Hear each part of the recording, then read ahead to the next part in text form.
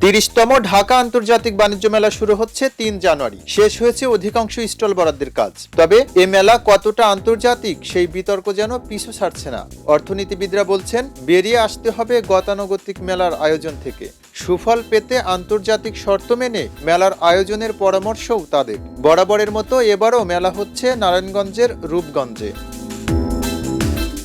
শেষ সময়ে নির্মাণ কাজ সম্পন্ন করতে দিনরাত কাজ করে যাচ্ছেন কারিগররা। ব্যবসায়ীদের আশা, স্টল প্রস্তুত হলে প্রথম দিন থেকেই পুরোদমে বেচাকেনা শুরু হবে। কারিগররা জানিয়েছেন, প্রায় ৮০% কাজ শেষ। উদ্বোধনের আগেই কাজ শেষ করে চলে যাবেন তারা। ইপিবির তথ্য বলছে, এবছর ছোট বড় মিলিয়ে থাকছে ৩৫০-রও বেশি স্টল ও প্যাভিলিয়ন। এসব স্টলে থাকবে ইলেকট্রনিক সামগ্রী, কারাগারে প্রস্তুতকৃত বিভিন্ন পণ্য, থ্রি-পিস সহ নানা পোশাক, কসমেটিক্স, গৃহস্থালী পণ্য ও নিত্য প্রয়োজনীয় পণ্যের স্টল।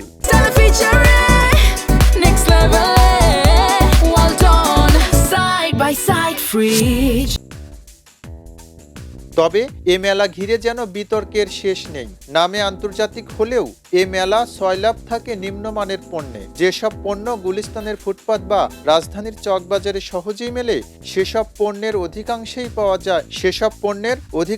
পাওয়া যায় এখানে, যা বিক্রিতে থাকে নানা অফারের ফাঁদও। এম রহমান, খবরের কাগজ।